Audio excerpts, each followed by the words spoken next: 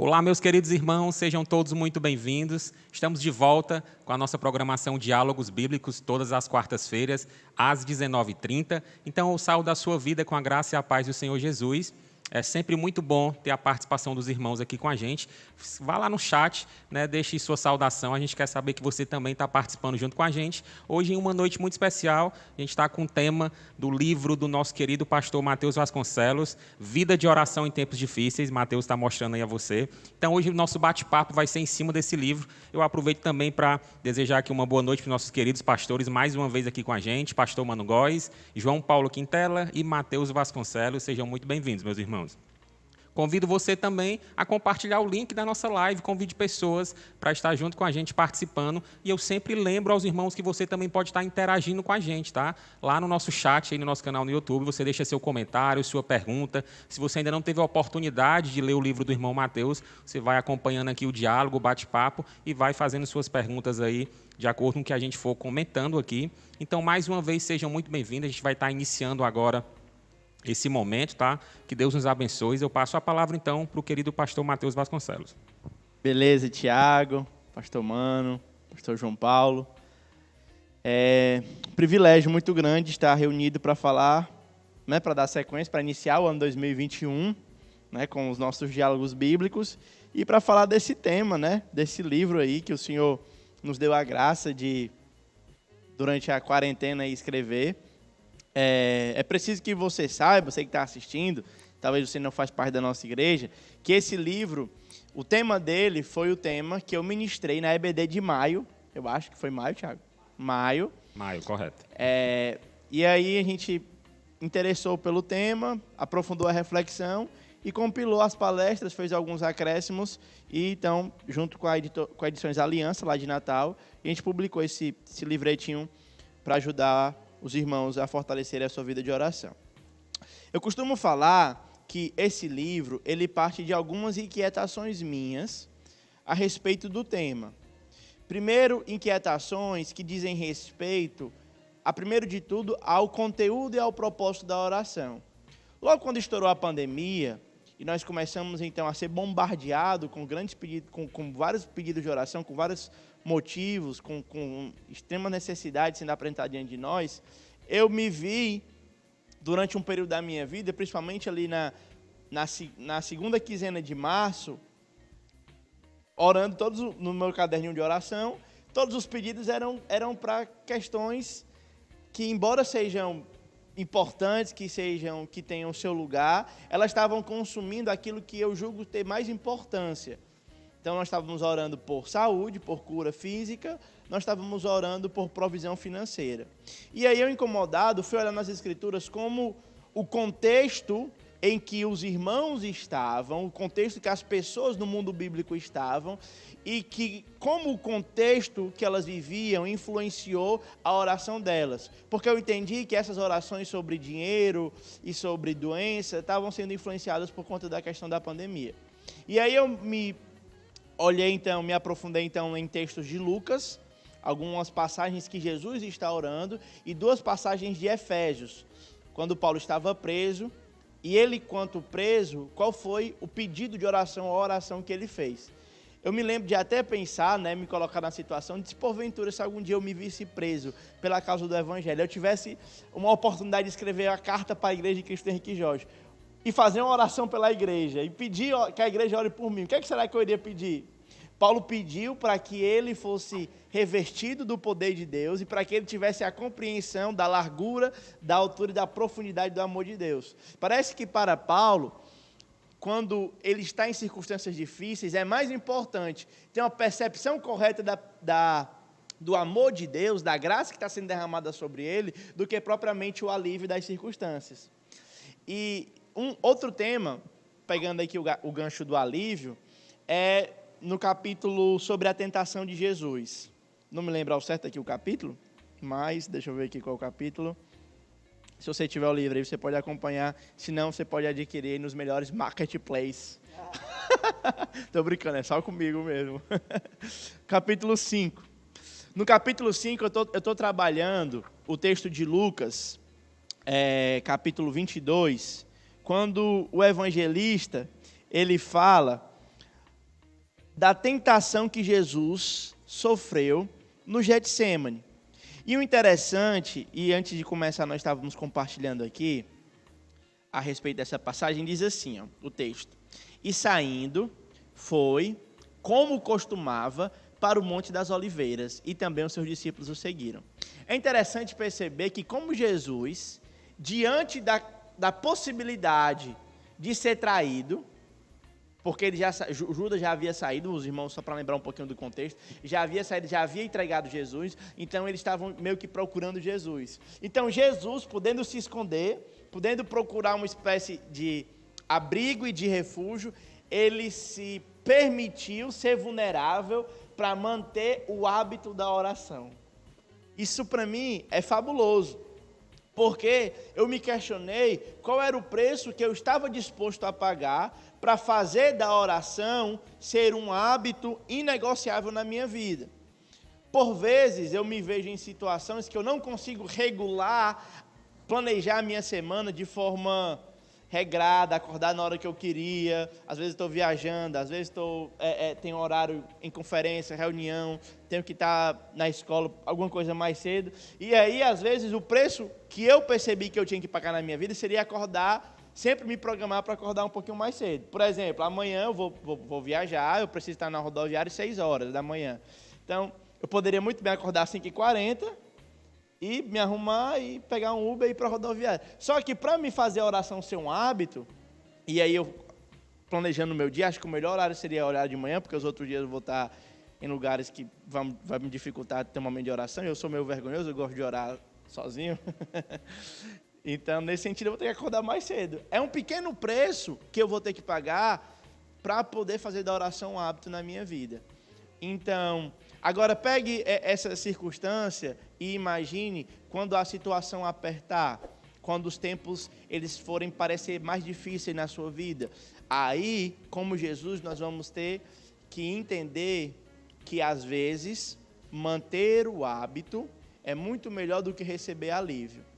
Ainda falando sobre o alívio, e já para finalizar, para a gente também não dar muito spoiler do livro, para você ter o interesse de comprar, eu tenho visto pessoas passando por muitas dores e sofrimento. Eu mesmo já tive algumas circunstâncias na minha vida que trouxeram algum tipo de dor e sofrimento. E o próprio Jesus e o apóstolo Paulo, eles estão diante dessa situação, diante de dor e sofrimento. E a resposta mais natural é uma oração.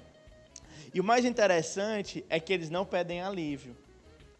Isso para mim é fabuloso, porque parece que para o autor bíblico, isso de forma geral, é melhor receber graça de Deus do que alívio. Lembra quando Paulo está escrevendo aos Coríntios, na sua segunda epístola, e ele diz que Deus enviou um mensageiro de Satanás? A ideia ali é um verbo na voz passiva, né? Então foi enviado. Mas acredito que o agente da passiva seja o próprio Deus. Então vamos, enfim, foi enviado um mensageiro de Satanás para dar tapa na cara de Paulo. E Paulo orava, né, para que esses tapas cessassem e o espinho da carne lhe fosse retirado. O que foi que Deus disse para ele? É melhor eu deixar você com a dor e te dar a graça para lidar com a dor do que eu lhe dar o alívio. Muitas vezes, irmãos e irmãs, Deus não vai lhe livrar da fornalha. Muitas vezes Deus não vai lhe livrar de ser lançado nas covas dos leões. Muitas vezes nós não vamos experimentar esse resultado do discurso triunfalista que a gente tanto vê. Nem toda doença vai ser curada, nem toda questão familiar vai ser resolvida, nem toda carreira vai ser bem sucedida, de forma que a realidade da vida ela pode ser um tanto quanto dolorosa, mas o precioso de ter o Deus vivo e ter a oração como ferramenta para nós socorrermos em tempos difíceis é que mesmo nessas circunstâncias em que o alívio não vem, o alívio que eu digo é o livramento, a gente tem a graça.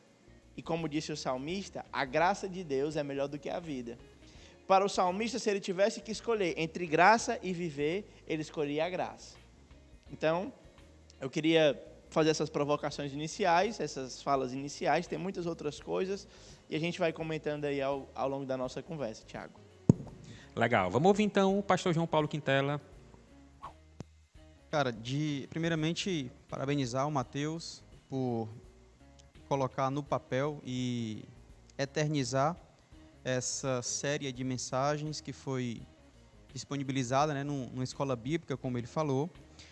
Eu queria registrar aqui, Mateus, queria citar com você e pensar com você e entender a sua cabeça no capítulo 3, oração em Lucas. Você escreve assim, ó: nossa geração é a que dispõe de mais facilidade para questões cotidianas, mas é a que menos tem tempo.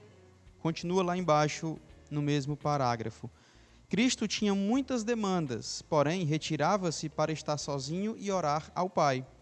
Cristãos com caráter espiritual amadurecido jamais substituirão seu tempo de oração com o Senhor por outra coisa. O que tu estava na cabeça, o que tu pensava nesse instante que te fez, né, escrever, que te fez registrar essas palavras?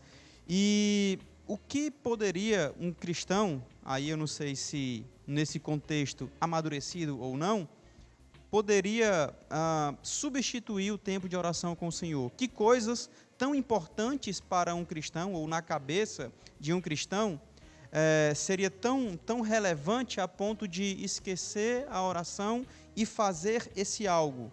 Talvez na cabeça do cristão, né, nesse teu contexto aqui, mais importante do que a comunhão e a intimidade com o Senhor. Ok, muito bom, pastor. Parece até que eu que mandei essa pergunta, mas dessa vez não foi, viu? Olha, eu estou ligado a um movimento missionário, a Missão Eclésia. Estou ligado ao CEIC, estou ligado à diretoria de obreiros da nossa região, de forma que eu lido muito com pessoas que servem no reino. Mas uma das coisas que eu tenho observado em alguns casos é que as pessoas passam a amar mais o serviço do que aquele a quem serve. Então, eu coloquei também no primeiro capítulo, antes desse texto, quando eu estou falando sobre a identidade, sobre identidade, eu vejo que muitas pessoas elas querem marcar a sua existência fazendo algo grande. E elas encontram, então, no Evangelho, no serviço do reino, algo que ela possa fazer para encontrar a identidade dela. Então, eu vou servir no reino para me ser útil. Sempre lá quando nós vamos promover as viagens do Eclésia, tem a ficha de inscrição e tem uma pergunta: por que você quer ir para a viagem missionária? Muitas pessoas dizem: eu quero fazer algo útil para Deus. Parece que nessa pergunta, nem sempre, mas parece que, pelo menos nas pessoas que eu tenho conversado face a face, nessa pergunta está embutido algo assim: eu não sou útil. E parece que eu quero fazer valer o que Cristo fez por mim na cruz. E a única forma que eu tenho para fazer isso é servindo a Deus. Se eu fizer isso, compensa. Então, parece que há esse desejo grande de marcar a sua existência. E eu estou apresentando uma ideia em contrapartida de que Jesus, ele tinha prioridades bem definidas.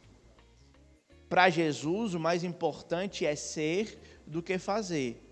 Se Jesus tivesse que escolher entre ter um momento de comunhão com o Pai e servir o povo, embora as duas coisas não sejam necessariamente antitéticas, mas colocando aqui como hipótese, se Jesus tivesse que fazer essa escolha, ele não titubearia em escolher comunhão com o Pai.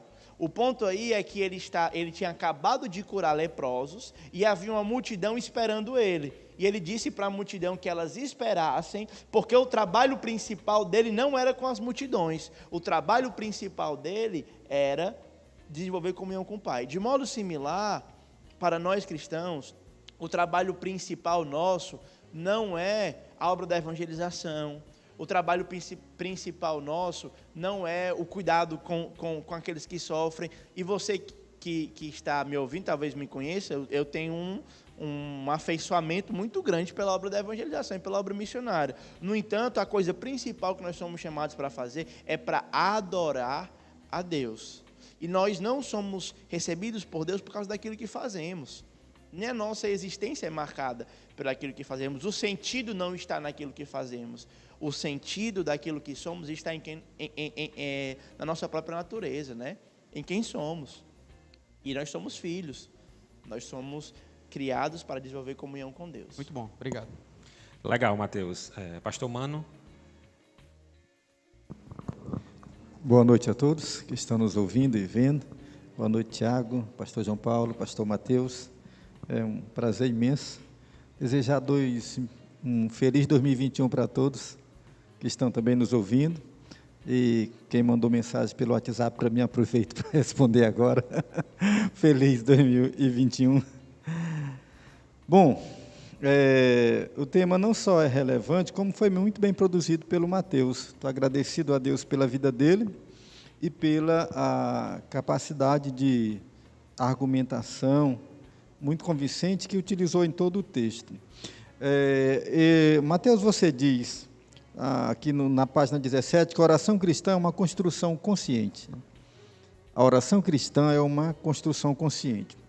Agora, assim, sabedor de que, em vários relatos da Bíblia e na nossa própria experiência, por vezes, a oração é um arroubo, é uma entrega, ela nasce, às vezes, de uma necessidade extrema, é um derramar da alma, e essas coisas normalmente são muito intensas, e às vezes eu penso até pouco racionais, né?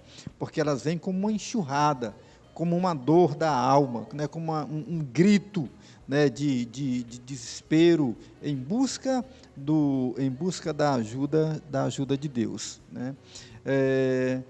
Em face disso, o que é que você está querendo dizer para a gente quando diz que a oração cristã é uma construção consciente? Legal. Nesse capítulo, é o primeiro capítulo, a gente está trabalhando a definição de oração. Eu estou pegando uma definição do Giovanni, o puritano lá do século XVII, que escreveu o Peregrino e tal, muitas obras famosas. Quando a gente coloca como oração consciente, é interessante pensar que até mesmo os salmos, que são escritos em momento de dor e angústia, eles são construções elaboradas, né? São poesias elaboradas. Nós temos os acrósticos, os recursos sintáticos, de forma que, se você para estudar, mesmo quando o salmista está desabafando, eu não sei como é que Davi, sinceramente, conseguia pensar em estrutura de paralelismo enquanto ele estava sendo perseguido por Saul e produzia os seus cânticos. Então, nesse sentido, há uma construção, pelo menos as orações bíblicas. Agora, as nossas, nem sempre elas são tão conscientes quanto a gente gostaria que fosse. Eu mesmo sempre conto aquele exemplo lá de que fui orar quando estava doente e disse para o Senhor que queria ir embora. Se você me conhece, você vai... Eu também não vou repetir essa história. Se você quiser ouvir, tem aqui no canal da nossa igreja, lá no dia do lançamento do livro, eu contei, está acho que foi em setembro, foi, Tiago? Acredito que tenha sido setembro. Você procura o lançamento do livro, tem lá uma pequena fala sobre isso, sobre o livro, 10, 15 minutos, e você vai conseguir aprender essa historinha lá, bem legal. Mas aqui no livro, quando eu estou falando de oração consciente, estou falando da consciência de quem é Deus e a consciência de si mesmo. O ser que ora, né, de forma bíblica, ele tem ele é cético de si. Ele é desconfiante de si mesmo. Ele não acredita que ele tenha capacidade qualquer de fazer qualquer coisa boa. E esse ceticismo que ele tem com ele mesmo acaba sendo desenvolvido para uma grande confiança em Deus. Então, essa consciência que eu estou querendo trabalhar é uma consciência alta, exaltada e majestosa de quem é Deus, e uma consciência diminuta, uma consciência, eu vou dizer real. Vou dizer uma consciência real de quem nós somos. Então, quando nós estamos dentro dessas duas convicções, mesmo as nossas impulsões, as nossas orações tempestivas, elas vão ser mediadas por essa convicção de que nós somos limitados e passageiros, somos pó, somos como aquela brisa do vento que aparece e logo vai embora. E, em contraste, nós temos um Criador que é sempre eterno, Deus de Deus, luz de luz, né? Que habita em fonte, em lugar inacessível, que é completamente, é o totalmente outro, né? Como diz o Karl Barth. É esse Deus que nos encanta, que não pode ser depreendido. Então, a consciência, mesmo que mínima, diante da grandeza de Deus, ela vai gerar o espanto, e esse espanto que eu estou falando aqui é o espanto que os gregos já falavam, que é o espanto que não gera um distanciamento, mas é um espanto que gera afeição, que aproxima. É mais ou menos o que Paulo usa lá em Atos 17, ele ficou espantado com a idolatria da cidade, e ele foi compartilhar o evangelho com a cidade. Então é um espanto de encantamento e coisa nesse sentido, que é necessário a gente ter com Deus, né? Se espantar com a grandeza de Deus, assim, uau, né? Eu acho interessante essa experiência. E aí eu estou bem mergulhado mesmo nas ideias do Jonathan Edwards. Se você quiser dar uma aprofundada, afeições religiosas, ele fala muito sobre esse encantamento com Deus, sobre esse Deus exaltado. É uma leitura que vale cada palavra. Eu queria indicar fortemente aí para os irmãos. Legal. Tem alguém, Thiago, aí já? A gente tem muito que conversar aqui pelo livro, mas tem alguém com a gente no WhatsApp? Ou no... Bom, aproveitar aqui para mandar um alô, então, para o pessoal que está participando pelo chat, né, aqui no nosso YouTube, né, Suzana, Rejane, Júnior, irmão Clemente, irmão Aloíris. Irmão Aloíris, inclusive, comenta, teria como fazer um livro com o tema Oração em Tempos Fáceis, tá? A pergunta aqui, a ideia já foi lançada. A gente tem uma pergunta aqui pelo WhatsApp, eu lembro que os irmãos também podem estar participando, os irmãos da igreja enviando pelo WhatsApp aqui. Tá? Se Deus já decretou tudo, por que orar? Vamos começar logo com as tranquilas, é? Gente, essa pergunta, ela está dentro de um debate que se desenvolve ao longo dos anos sobre a relação da soberania de Deus e da responsabilidade humana, né? É da mesma forma, Efésios capítulo 1, versículo 3, diz que Deus nos elegeu nele antes da fundação do mundo. Então, se ele já elegeu as pessoas antes da fundação, por que evangelizar? Seria um momento. Eu não vou mexer na evangelização, vou lidar com a parte da oração. Pois bem, no livro, a minha, talvez, tese, o ponto, talvez, que eu mais enfatizo, seja a ideia de que a oração, ela não deve ser construída, ser feita, buscando uma resposta. A oração, o objetivo da oração não é a resposta. O objetivo da oração é o momento. Entende? Muitas vezes, quando nós diminuímos a oração a uma resposta, eu acho que a gente perde o que é de mais importante da oração, que é exatamente essa relação com Deus.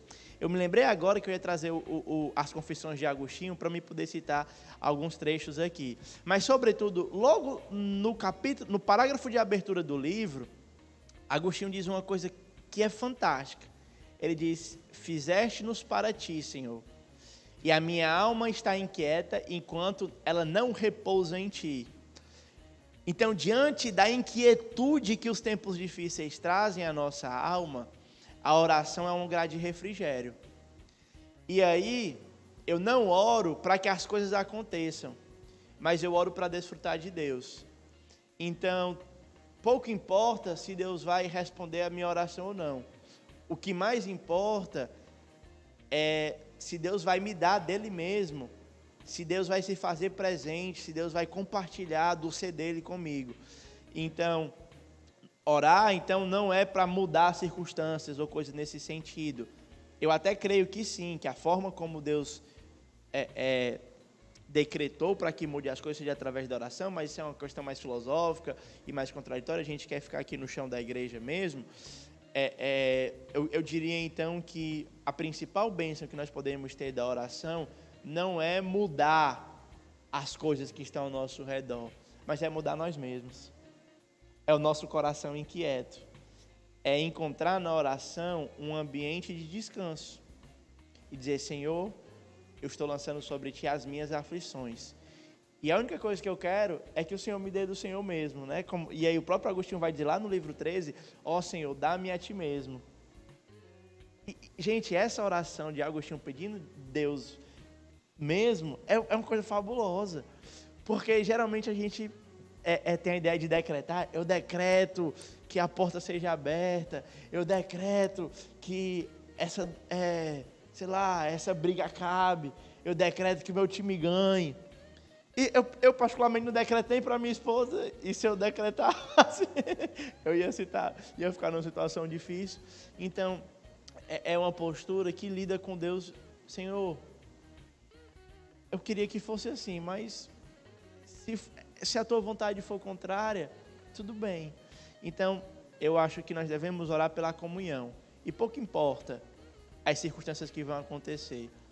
Porque eu acredito que aquele que está imerso na presença de Deus, as circunstâncias ao redor, elas vão ser apenas uma desculpa para ele orar. Legal. Pegando o gancho aí no que você falou, Mateus, parece-nos que a nossa compreensão e prática de oração está muito carregado com esse sentimento de resultados, não é isso? Então ela é muito pragmática, né? Objetiva, e está muito em função disso.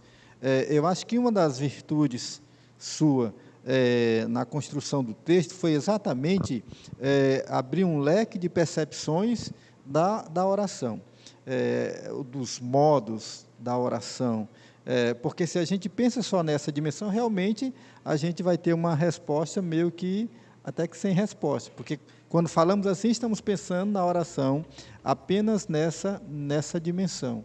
Isso aí, acho que é extraordinário, é algo em que a gente tem que avançar no que diz respeito à compreensão da oração para crescimento individual, pessoal, né, espiritual na nossa vida. Senão a gente sempre ficará limitado, se a gente produzir essa oração de resultado. Queria lembrar aqui de uma coisa que você falou, eu achei muito, muito bonito, né? Como a oração pode vulnerabilizar, né? E aí seria até um paradoxo, né? A gente entende que a oração seria protetiva, né? É meio de proteção, e ao mesmo tempo ela vulnerabiliza, né? Ela deixa você vulnerável por conta deste hábito, deste desejo, desta decisão do coração de fazê-lo, independente dos riscos que você possa se submeter ao fazê-lo. Eu diria que isso aí é um aprofundamento da compreensão da vida de oração. Muito bom salientar isso. Bom,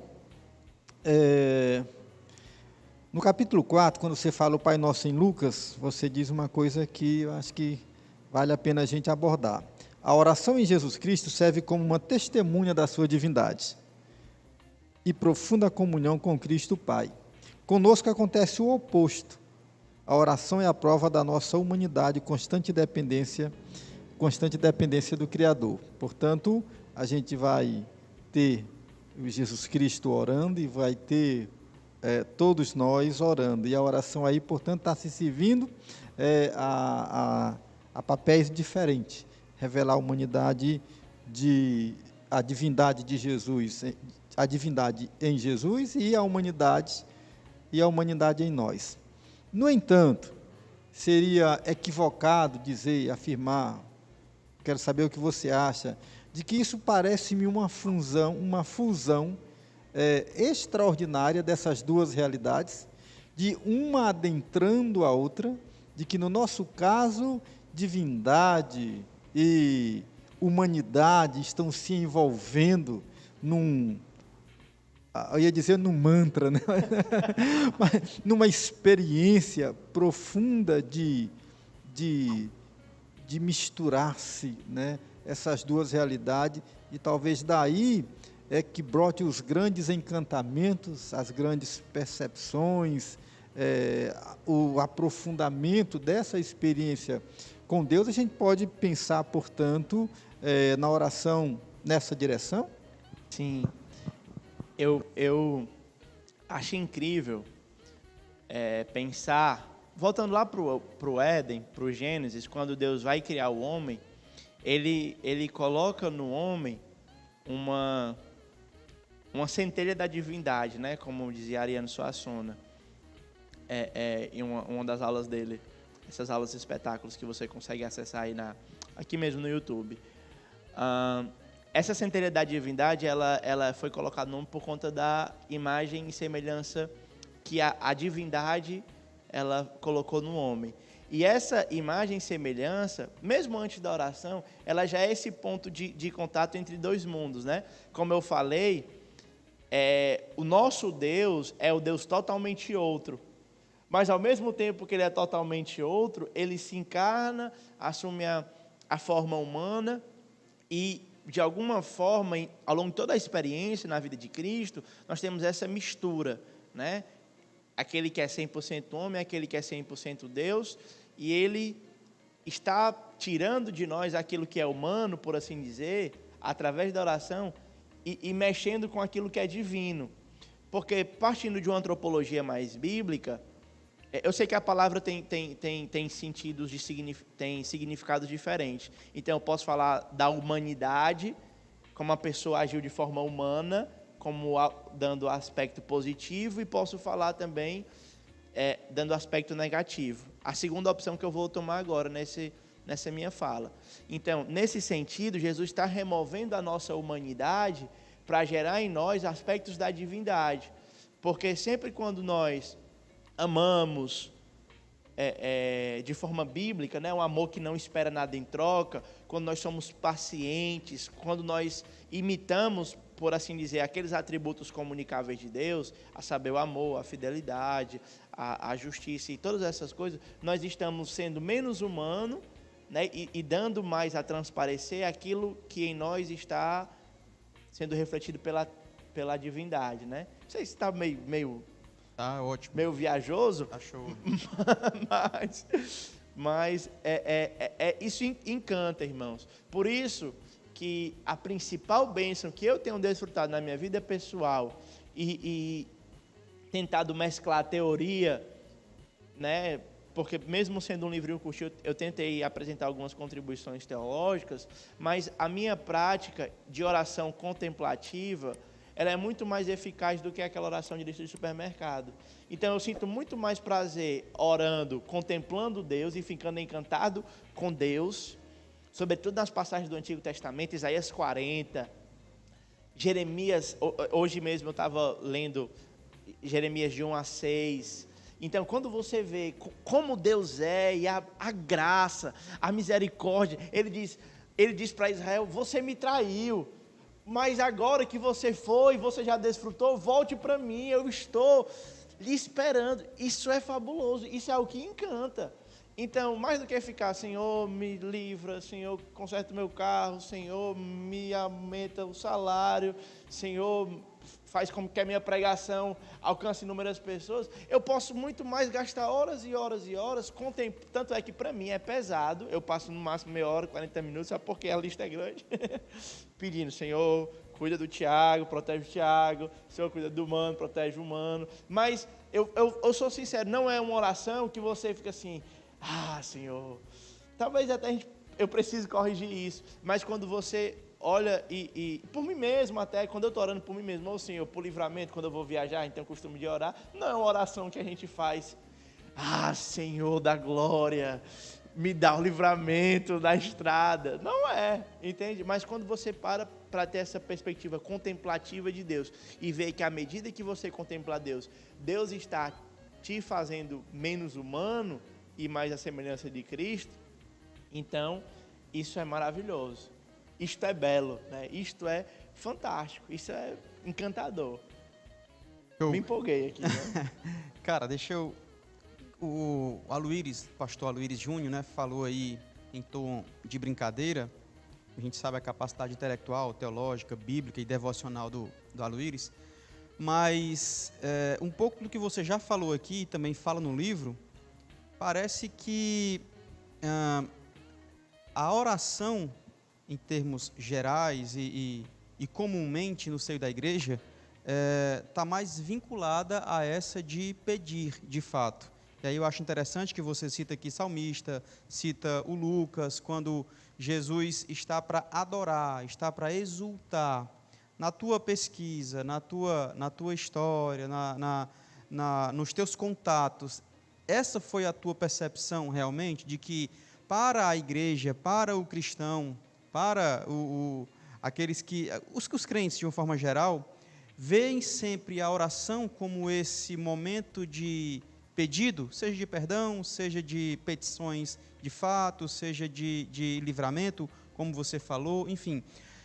Nas tuas pesquisas e contatos, essa oração é a que está na mente, latente na cabeça do povo, de eu vou me dobrar, vou me ajoelhar para pedir, talvez até para agradecer, mas não de adoração, não de exultar na presença do Sim. Pai. Eu ia dizer isso, eu ia dizer que, na minha experiência particular, eu tenho visto pessoas se dobrarem em joelho ou tirarem tempo para orar, ou para pedir, ou para agradecer algo. Quando a consciência lhe pesa, que ela estão pedindo demais, agora eu vou agradecer.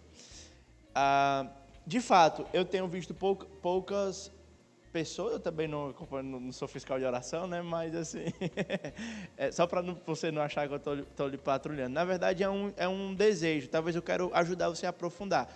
De forma alguma, é errado orar pedindo. Tá?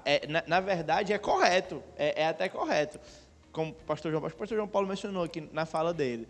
É até correto você pedir a Deus. A questão é quando a gente limita a nossa vida de oração a isso. E aí você deixa de desfrutar do que é mais prazeroso, né? Como o C.S. Lewis fala, pense comigo, numa criança que mora numa comunidade, numa favela, e ela está brincando com um bolo de barro, enquanto atrás dela tem um banquete sendo servido e ela pode comer da melhor especiaria que existe. E ele faz essa no livro dele, Como Orar. Um livrinho pequeno também, saiu aí recentemente, você pode encontrar na internet. Ele fala sobre isso. Isso é fantástico. É como se a gente tivesse sei lá, uma McLaren, uma Ferrari, e a gente só soubesse andar na primeira, ou não usasse todos os recursos que... Por exemplo, como se nós tivéssemos aí esses celulares mais modernos, esses smartphones, com todos os recursos, e nós só utilizássemos eles para ligar e receber ligação. Nós estávamos deixando de usar a função principal, que agora não é mais ligar e receber ligação, né? Diria alguns jovens que é até errado você ligar, até antiético, falta de educação. Me disseram que era falta de educação, mas enfim. Então, nesse sentido, a gente pode expandir. Agora, eu vou ser sincero, nem sempre a minha convicção foi essa. Então, isso começou a ser mudado quando eu tive contato mais uma vez com a obra, e aí eu vou reiterar isso, com a obra do Jonathan Edwards, porque ele é um camarada que... A primeira coisa que me aproximou ao pensamento do Edwards foi a questão do avivamento, né? Então, ele teve avivamento lá no Northampton, e aí ele foi pensar o avivamento. Tinha a obra do Espírito acontecendo, e ele diz, o Espírito está movendo aqui, mas nem tudo que está acontecendo é o Espírito. E aí ele foi, de forma minuciosa, analisar o que era a obra do Espírito ou não. Pois bem, o John Piper agora tem sido um grande responsável por popularizar o pensamento do Jonathan Edwards, e ele escreveu um livro, John Piper, chamado Em Busca de Deus.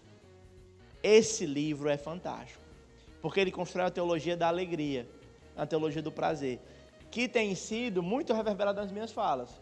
Quando eu prego sobre santidade, qual é o meu ponto? Em vez de afirmar, olha, os irmãos não deviam ir fazer sexo antes do casamento, ou não deviam usar tal roupa, ou não deviam escutar tal tipo de música, eu sempre tento mostrar que os irmãos devem encontrar em Deus uma alegria maior do que qualquer essas outras coisas. E eu fui confrontado com essa verdade quando eu me vi, nos primeiros anos do meu ministério, pregando sobre santidade. Era uma pregação extremamente legalista. Era de pode e não pode. Só que agora eu encontrei, né, através desses homens que escreveram, que ao invés de eu me preocupar com o que eu posso e o que eu não posso, eu deveria destinar o meu prazer maior para Deus. E aí, até conto logo no início do livro, que eu fui incomodado por Deus quando eu tive uma impulsão imensa. O meu corpo quase que me levou a correr para jogar bola, quando eu vi a bola batendo na quadra. Mas será que essa impulsão não pode acontecer com encantamento pelo ser de Deus? Entende? Então, nesse sentido, retornando aqui à pergunta, quando a gente limita a oração a pedir e agradecer, mais uma vez, não é errado, gente. Peçam a Deus, lá é o lugar certo. Agradeçam a Deus, lá é o lugar certo. Mas não limitem a mais para fazer isso. Há banquetes que nós podemos nos alimentar e ficar encantado com a beleza do nosso grande Deus. Boa. O irmão Clemente, ele pergunta: já que a oração deve ser revestida de sinceridade durante a aflição, a oração curta e verdadeira será bem recebida, tendo por base a oração de Jabez em 1 Crônicas 4:10. Sim, toda oração sincera, ela será bem recebida. Recebida não quer dizer respondida, mas que ela vai ser recebida por Deus. Eu acho que é necessário que a gente ore de alma nua. É necessário que a gente... Porque não faz nem sentido você querer esconder as coisas de Deus. Existe uma oração sem ser sincera? Eu acredito que existe. O que é que o senhor acha? Legal. Cara, eu acho que não. Eu acho que não é possível, não. Eu acho, né? O que é que o senhor acha? Uma oração sem ser sincera, com máscara mesmo, assim, sei lá. Eu acho que é possível. É? Acho que essa é a denúncia de Jesus Cristo quando fala da oração do hipócrita, por exemplo. Ah, legal. Ele tem um papel religioso a desempenhar. E, em nome do papel religioso a desempenhar, ele muito provavelmente compromete a essência daquilo que ele deveria fazer, né? Então, acho que nessa direção a gente poderia dizer que, por vezes, isso acontece. Tem um exemplo? Claro, mano. O que seria uma oração sem ser com sinceridade? Lembra aí de um desses hipócritas aí que o Cristo confrontou? Eu realmente não me lembro. Realmente tem isso, né? A oração hipócrita, ou dos hipócritas, aquele que vão na praça, não sei o que e tal. Mas não sei nem se isso é oração. É um termômetro de muita responsabilidade, né? Não sei, eu acho que não sei. Oração, de acordo com o que eu entendi aqui, eu penso que não existe sem sinceridade. Sim, eu entendi agora o que Pode você está falando. acontecer, sei lá, um espetáculo, alguma coisa assim, mas vai lá. Então, nesse caso, nós estamos partindo de diferentes definições de oração. Perspectivas diferentes. Se for na perspectiva, nós concordamos também com o que você está falando. Então, vamos pensar assim, então, seria a motivação. A motivação, sim, pode ser... Pronto, né? isso, Pode ser, show. Isso não impediria a sinceridade, é isso que você está querendo dizer. Pronto, a motivação, né? ok. A motivação pode ser equivocada. Sim. Mas até a motivação equivocada seria uma oração sincera. Talvez. Seria isso? É verdade. Verdade. É possível. A motivação dele é essa, então, por estar motivado nesse sentido, ele está sendo honesto. Ele está sendo honesto na oração com a sua dele. motivação, ainda que errônea, ainda que... E aí a gente encontra a oração sendo utilizada como um espetáculo, como o pastor Mano falou. Né? Eu não vou nem longe não, para ser sincero, eu já orei, já exerci a prática litúrgica da oração para as pessoas do que para Deus, pensando em selecionar palavras bonitas para que as pessoas, olha, ele sabe usar as palavras corretas para atrair. É como se fosse, vou usar de novo cultura pop, viu? É como se fosse Harry Potter, né? Então você está lá no... Não, se não tiver cultura pop, não é diálogo. Claro, exatamente. Então ele tem lá, no primeiro filme lá, tem o Vingar de Leviosa. A mágica só funciona quando você consegue pronunciar de forma precisa. Legal. Então, é a mágica do discurso, entende? Então, aí tem lá, quando ele fala Vingar de Leviosa, aí acontece um evento e tal, mas quando ele fala Vingar de Leviosa, aí a coisa flutua, tá vendo? Ensinando aqui a você fazer, levitar coisas. Então, no sentido da oração, eu mesmo já fiz a oração tentando selecionar as palavras corretas, não pensando em orar a Deus, em comunhão, em conversar com Deus, mas no que as pessoas iriam pensar. Então, nesse sentido, ela se torna um espetáculo.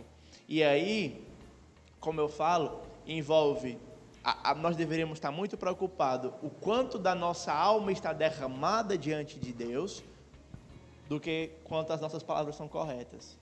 Entende? Embora eu acho que palavras corretas sejam importantes também, precisamos pedir as coisas certas, mas precisamos aliar juntamente com a convicção sólida das Escrituras, eu vou dizer assim, com palavras corretas, por assim dizer, através da Bíblia, sem querer ser legalista e coisas nesse sentido, mas nós precisamos alinhar também uma devoção sincera da alma, um derramar sincero da alma e afetuoso do coração, como disse o Então, a Bani. definição seria essa: se a minha alma derramada na presença do Pai com sinceridade, aí é uma oração sincera. Se a minha ideia é aparecer e atrair a atenção para, poxa, como ele é um orador, sei lá, ele é um cara de oração, e aí não, aí já não tem a sinceridade devida e interessante, muito interessante. Porque tem pessoa que vai orar e fala um bocado de palavras que às vezes nem Legal. ela sabe o significado, né? Verdade. Ó, é o Célcio, Dulcíssimo. Para me saber o que é o Célcio, eu fui pesquisar no dicionário, mas eu orava muitos anos usando o Célcio. Né? Legal, Então, muito bom. Legal, obrigado. E eu pensava que o pastor Mateus hoje não ia comentar sobre nenhum filme, nenhuma série, mas me não tem jeito, enganei. Bom, a gente sabe que o pastor Mateus Vasconcelos também é um grande missionário, né? E a pergunta é, realizamos mal... O grande é por tua conta, viu? Realizamos mal a obra missionária porque não oramos ou não oramos porque realizamos mal a obra missionária? O que é que o senhor acha, pastor Mano? Ai, gente. Que Excelente legal. pergunta, diga-se de passagem. Boa pergunta. Como diria o Agradecer professor quem enviou aqui Raimundo. pro WhatsApp. Como diria o professor Raimundo, foi isso que eu perguntei a você. Gente, é o seguinte. Lembrando daquilo que nós falamos sobre identidade, eu vou me valer aqui das minhas ideias do primeiro capítulo, né? Então, nós fazemos algo porque somos, não porque precisamos ser. Então, nesse sentido, eu vou dizer que a obra missionária... Como é a frase lá, pastor? Como é, Tiago? Nós oramos... Nós fazemos mal à obra missionária porque não oramos ou não oramos porque fazemos mal à obra missionária? Eu acho que é a primeira. Nós fazemos mal à obra missionária porque não oramos. Que oramos por. A oração, portanto, nesse caso seria o ambiente onde o Espírito está trabalhando essas motivações profundas e necessárias que despertam para esses serviços. Sim. Eu imagino, porque uma vida de oração, nesse sentido que a gente está falando, contemplativa, que desfruta de Deus, que ele não tem... Você vai acabando perdendo o medo, né? Eu particularmente luto, ainda é uma luta minha, diária, com o medo da evangelização. Esses dias eu peguei o ônibus aqui, o 50, para resolver umas coisas, e eu fiquei na luta, né? Pai, será que eu prego ou não prego? Se eu pregar, eu tiro a máscara, se eu não tiro, não vou tirar, obviamente, vou falar no ônibus, mas será que o pessoal vai me escutar? E aí fiquei nessa luta tão grande e acabei que travei na hora de pregar. Então, quanto mais nós oramos e mais comunhão com Deus nós temos virtude. Quer ver? Lucas capítulo 24, verso 49, após comissionar os discípulos, Jesus diz assim, eu estou comissionando vocês para ir às nações, para anunciar a remissão de pecados, mas não vão ainda, porque vocês precisam estar revestidos de poder. E aí, como é no capítulo 1 de Atos, né, que é a continuação da obra de Lucas, como é que eles são revestidos de poder? Através da oração. Eles estão orando, unânimes, quando o Espírito vem. Então, nesse sentido, eu acho que para a obra missionária ser feita com mais capacidade, nós precisaríamos gastar mais tempo em oração. O problema, eu acho, pensando aqui da perspectiva mais missionária, é de que às vezes a gente não acha que está fazendo a obra quando está orando. Legal, deixa eu só fazer um acréscimo aí, Mateus. Nesse caso, parece-me que por vezes a nossa oração é mais um monólogo, onde nós falamos. E talvez nessa direção a oração precisasse ser diálogo, né? Onde nós comunicamos e ao mesmo tempo o Espírito comunica a nós, né? E levanta essas grandes questões e grandes desafios, né? Talvez fosse uma coisa para a gente pensar com mais seriedade, né? E trabalhar isso nas nossas concepções de oração. coisa interessante ainda para comentar isso que o pastor Mano falou, é que como é difícil se calar para deixar o texto falar conosco.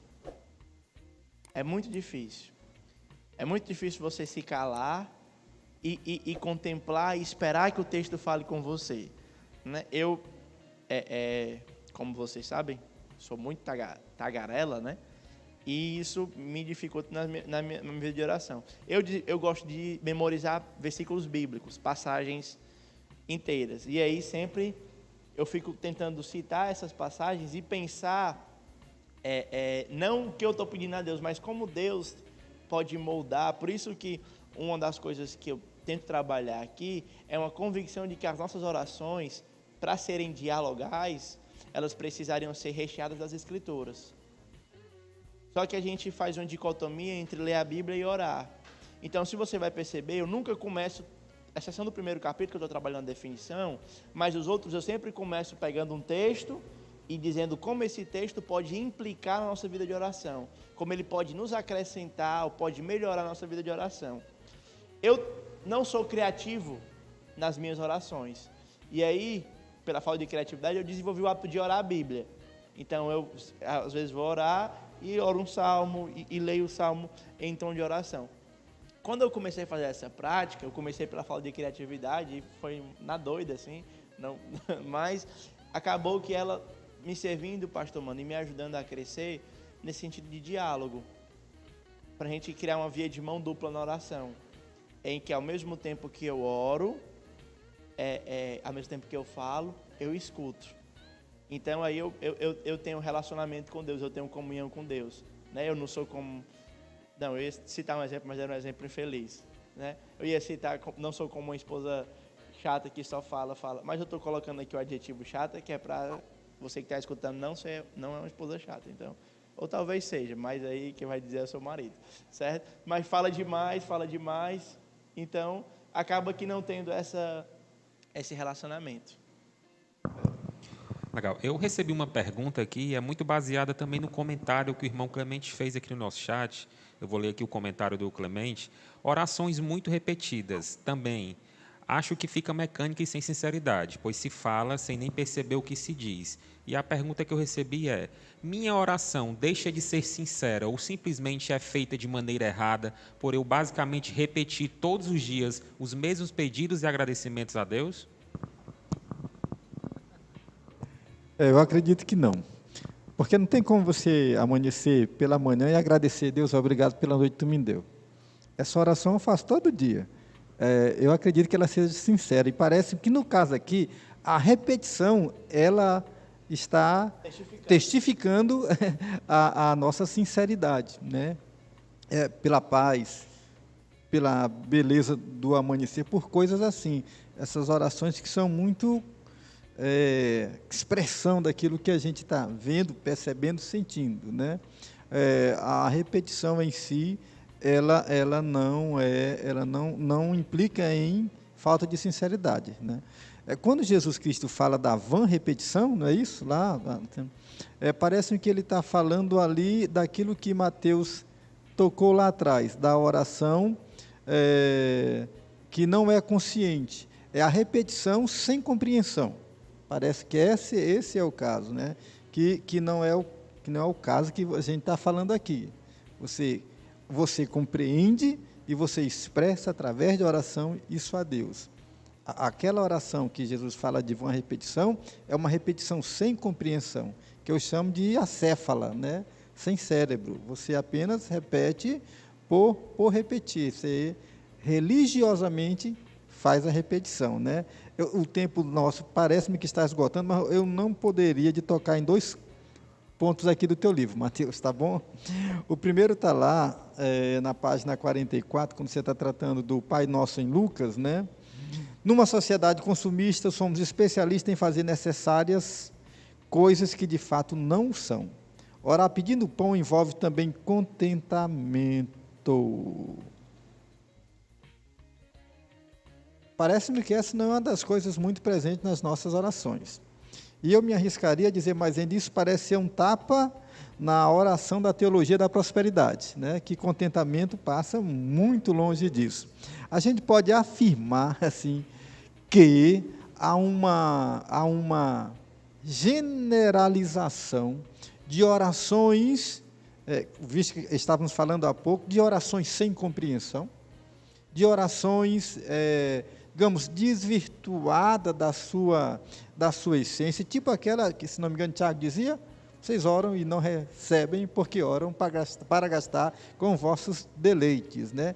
E daí me pergunto, quer queiramos ou não, a oração se vincula também à compreensão, se vincula a ensino, aprendizado.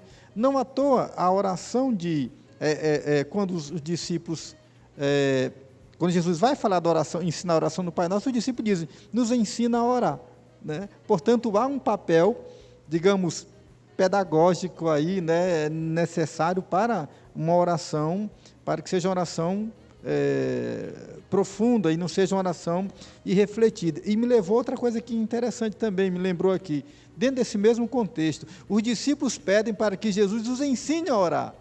Eles não dizem: Senhor, ore por mim, que é muito comum a nossa prática hoje, onde a gente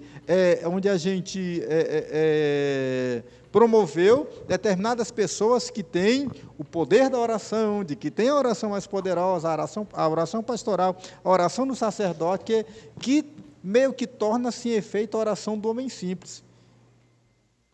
E de certa maneira isso acaba alimentando também essa máquina, né, de mercado religioso que a gente tem. Então, a teologia da prosperidade, ela é um obstáculo, essa maneira de perceber da teologia da prosperidade é um obstáculo à oração bíblica genuína, à oração mais essencial que percebemos no Evangelho, Mateus? Eu acho que sim. Quando eu escrevi essa parte do contentamento, eu estava observando como nós, né, de fato, somos especialistas em criar necessidades não necessárias. Então, você precisa tomar essa palavra, preciso, ela é algo muito forte. Então, eu preciso de uma camisa nova, eu preciso de um celular. Não, você não precisa disso. Preciso de um carro novo, preciso de férias. Não, você não precisa disso. Por isso que quando eu coloquei orar pedindo pão nosso de cada dia, é algo que é completamente contrário. Porque Jesus diz assim: olha, eu vou dar para vocês o necessário. E o necessário é pouco. O necessário, já está falando, necessário. Então, quando nós oramos, nós não oramos: Senhor, eu quero um café da manhã com pão de queijo, requeijão, queijo, presunto e frutas, saladas e bolo. Depois eu quero um almoço, um churrasco, quero uma macarronada e um jantar, um rodízio de pizza. Não, eu quero o necessário. O necessário é necessário. Agora, o que é que acontece? Nós temos assim a sociedade de mercado, ela funciona, né, mediante a isso. Qual é a grande estratégia de marketing? É fazer com que você se sinta necessitando daquela coisa. Para que a pessoa olhe: eu preciso disso. Rapaz, eu preciso malhar, eu preciso desse carro. Olha só, ele tem Bluetooth, eu posso atender agora a ligação no carro. Mas isso não é necessário. E para mim, o principal problema da teologia da prosperidade é porque ela nos ensinou a oração que é centrada em nós, sabe? E aí nós temos a Deus não como mais o Senhor, nós temos Deus como um meio para dar aquilo que eu preciso. Então, nesse sentido, no final das contas, quando eu oro para que Deus realize os meus sonhos, nesse sentido, eu estou orando para mim mesmo. Eu estou contemplando a mim mesmo e não a Deus. Então, orar por contentamento, gente, é algo muito difícil. Porque quando você se depara e vê, e a Bíblia é muito clara, você só precisa de Jesus. E aí eu olho para minha esposa, eu olho para o Henrique Jorge, eu olho para o meu carro, eu amo pregar, olho para a minha voz, para o meu vigor físico, só que não me é necessário. O que me é necessário é Jesus, né? eu gosto muito de lembrar de Jó. Não sei como foi que eu não citei Jó aí, mas Jó para mim é fundamental. Gente, eu não consigo lidar com a experiência de um pai enterrar um filho. Para mim é a coisa mais dolorosa que existe na experiência humana. Um pai enterrar um filho. Jó enterrou 10. Isso para mim é mais crucial até mesmo do que ele ficar liso e do que ele perder a saúde. Para mim, enterrar os filhos, porque não é uma experiência natural da humanidade. Tanto é que quando o pai morre, o filho se torna órfão. Agora, quando o filho morre, o pai se torna o quê? Não tem palavra, porque a experiência é tão dolorosa que nós não queremos nem colocar uma palavra para meio que normalizar a experiência. Ela deve ser extraordinária. Jó perdeu 10. E aí, gente, eu não sei como foi que isso aconteceu de fato, mas Jó olhou para Deus e disse: Deus me deu e Deus tomou, bendito seja o nome do Senhor. Gente, esse cara entendeu que ele precisa de Jesus, somente de Jesus. E aí é onde eu confronto os nossos corações com a questão da idolatria. Existe alguma coisa, meu irmão, minha irmã, que está me escutando agora, que você diga: eu só posso viver se eu tiver isso? Porque se você disser isso, isso tem uma grande chance de estar ocupando o lugar de Jesus na sua vida. Então, durante algum tempo, rapaz, eu só posso viver se eu tiver o Henrique Jorge, as minhas pernas. Só posso viver se eu tiver a minha esposa. E veja que eu não estou falando de coisas tão triviais. Tá? Poderia falar de iPhone, poderia falar de viagem todo feriado e coisas assim. Mas eu estou falando de coisas que são de fato necessárias. Só que elas são necessárias, são boas até, mas elas não podem substituir o lugar de Jesus. Por isso, quando a gente ora pedindo o pão de cada dia, a gente deve entender que é apenas o essencial. Permita-me uma interrupção. Por favor. Quando no capítulo que você trata de Paulo ora pela igreja, Paulo levanta, digamos, aqueles motivos legítimos, digamos assim, essenciais da oração. Quando a gente faz isso, a gente de fato está aprofundando a espiritualidade numa dimensão para além dessa da busca, né? Eu confesso-me, é um pecado que estou confessando, tenho dificuldade de orar em alguns aspectos, porque quando eu penso nessa oração de pedido, eu não... a gente consegue ver a extrema pobreza e a opulência. E quando você vive essa experiência, eu não consigo orar por coisas que não tenho coragem de pedir isso, Deus. Não tenho coragem, eu não sei o que vou fazer eu tenho que pedir para alguém orar pelas coisas que, digamos, que eu julgo precisar, né? Mas porque a gente tem um estado de consciência, assim, Deus, eu acho que é injusto e legítimo pedir determinadas coisas que a meu ver, não... porque, tipo assim, para me pedir um carro novo para Deus, cara, se Deus vai perder tempo atendendo minha oração de dar um carro novo para mim, enquanto tem um indivíduo que está morrendo de fome, cara, aí por vezes eu estou com uma dificuldade imensa de orar nesse sentido, porque eu não consigo mais conceber essa ideia. Não consigo conceber essa ideia. E eu acho que a gente, às vezes, banaliza a oração, aí não seria o caso da falta de sinceridade, mas até meio inconsciente, né? Porque a gente ocupa o ser de Deus, né? Com coisas que, a meu ver, são muito ilegítimas. Muito ilegítimas. A gente teria que repensar isso. Ok. Cara, deixa eu finalizar a minha parte, né? Eu acho que já deu o nosso horário, né, Tiago? Estamos caminhando para o final, mas pode fazer a sua última colocação, pastor. É rápido, eu acho que vai ser a minha última fala, né? O Mateus começa aqui, e aí é só uma referência de fato. Ele começa o livro falando: não temos dificuldade, aliás, não temos dificuldades em lotar os acampamentos, os congressos, louvorzão, dentre outros. Por favor, não me entenda mal. Eu não sou contra nada disso, mas quando o assunto é culto de oração, geralmente se tem uma frequência pífia. É muito difícil convidar pessoas para uma programação cuja única motivação, aqui deveria estar entre aspas, né, seja a busca pela presença de Deus.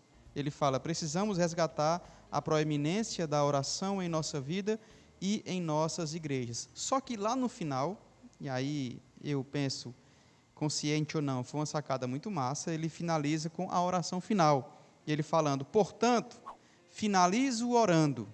Ele já até citou essa oração aqui. Senhor, dá-nos a Ti mesmo. Show de bola, foi uma sacada muito interessante, se pelo homem, não sei, se pelo Espírito de Deus, não sei, mas foi muito legal. Repito, sou grato a Deus por ter em mãos esse livro e por Deus ter usado e continuar usando a vida do pastor Mateus para nos ajudar, nos orientar e nos encorajar a ser mais crentes e entender o poder e a importância da oração. Parabéns, Mateus. Valeu, pastor. Massa. Bom, eu tenho uma última pergunta, e com essa pergunta a gente também caminha para o nosso final aqui, encerramento, né? Então, os pastores já podem fazer também suas considerações finais. João Paulo já fez, mas quiser colocar algo a mais. Então, qual o poder da oração? Deus. nos dá a Deus. Nos conectar com o Senhor. Esse é o poder da oração. É interessante, o E.M. Bounds escreveu um livro. Um livrinho, você lê ele agora. Você bota aí no Google, tem de graça. Poder através da oração. 40 páginas o livro tem.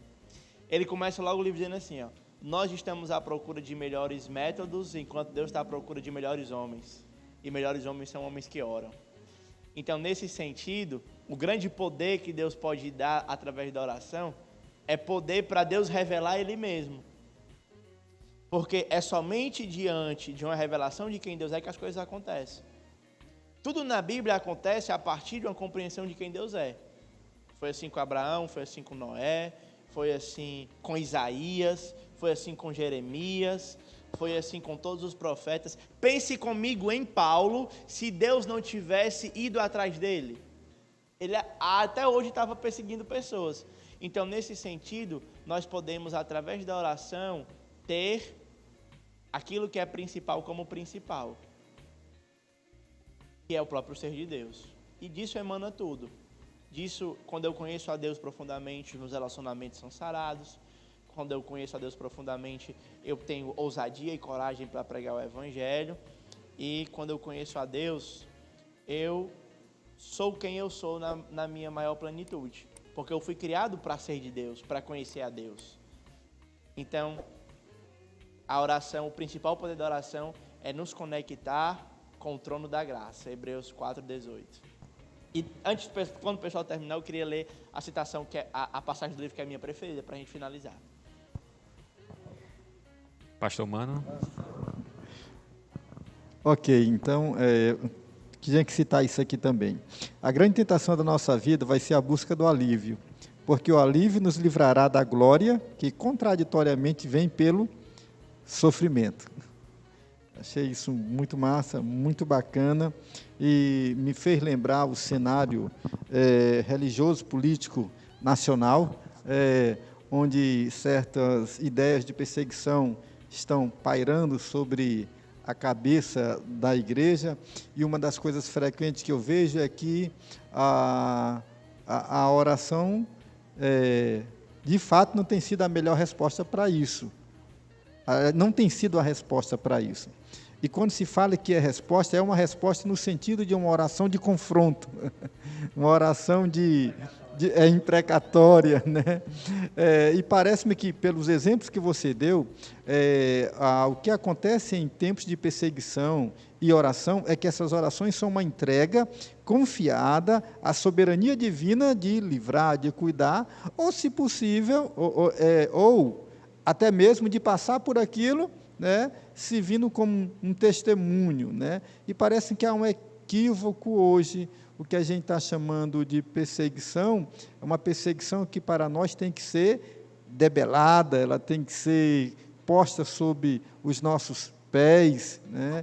E parece-me que isso está tirando de fato, o objetivo da oração, que seria lidar com ela da maneira prevista pela Escritura Sagrada, dobrar-se diante do soberano Deus, que rege todas as coisas, e a perseguição em si seria, inclusive, uma benesse para a igreja, porque ela estaria nos aprofundando nessa caminhada cristã que todos nós vivemos. Ou seja, a graça seria suficiente e os espinhos seriam nessa arte de compreender o querer, a vontade de Deus e caminhar segundo a sua orientação. Parabéns, Mateus, mais uma vez. Amém. Viu? Amém. E Deus abençoe a todos. Tiago, João Paulo, Deixa eu prazer dar estar sequência aqui. esse comentário aqui, porque eu sigo o texto dizendo assim, ó, a oração correta sempre vai ser: Senhor, faça a tua vontade. Neste momento eu faço a seguinte pergunta: você realmente quer a vontade de Deus para a sua vida? E se a vontade de Deus para a sua vida for a cruz e não o alívio? E se a vontade de Deus para a sua vida for um caminho estreito e espinhoso, ainda assim você vai querer? Se a sua resposta for positiva, eu convido você a se entregar completamente ao Senhor. E eu, pastor João Paulo, pode finalizar para eu ler aqui a citação do Jonathan Zeda. Não, por mim já deu, né? Acho que já foi o suficiente e parabéns. Amém. Então ele diz o seguinte, no diário dele. Jonathan Zeda escreveu no diário dele, num sábado, dia 12 de janeiro de 1723. Eu vou tentar segurar aqui as lágrimas, porque olha só como é belo. Na página 55, caso vocês queiram acompanhar. De manhã eu estive diante de Deus e dei a mim mesmo. Tudo o que sou e que tenho eu dei a Deus. De modo que não sou em nenhum aspecto meu. Não posso disputar por direito algum nesse entendimento e nessa vontade, nestas afeições que estão sobre mim. Nem tenho direito algum sobre o meu corpo, ou direito algum sobre os meus membros. Não tenho direito algum sobre a minha língua, sobre as minhas mãos, sobre os meus pés. Nenhum direito sobre os meus sentidos, sobre os meus olhos, sobre os meus ouvidos, sobre os meus olfatos e o meu paladar. Eu dei a mim mesmo, abertamente, e não conservei minha coisa alguma. Estive diante dele nessa manhã e disse-lhe que dei a mim mesmo a ele inteiramente e dei-lhe todo o poder, a fim de que no futuro eu não contenda por direito algum sobre mim mesmo em qualquer aspecto. Nesta manhã eu disse-lhe que o tomei por minha completa porção e felicidade, não olhando para coisa alguma como parte da minha felicidade, e nem agindo como se fosse possível ter felicidade distante de ti. Disse-lhe que tomei sua lei por constante norma de minha obediência e que lutaria com todas as minhas forças contra o mundo, a carne e o diabo, até o fim da minha vida. E eu criei em Jesus e o recebi como um príncipe e salvador, e que me prenderia a fé e a obediência do Evangelho, por mais arriscado e difícil que fosse confessá-lo e praticá-lo. E assim nós encerramos o nosso programa de hoje, Diálogos Bíblicos. Quero mais uma vez agradecer a participação dos pastores Mano, João Paulo, Mateus. Foi um momento muito abençoador, né? Se você ainda não adquiriu o livro do irmão Mateus, né?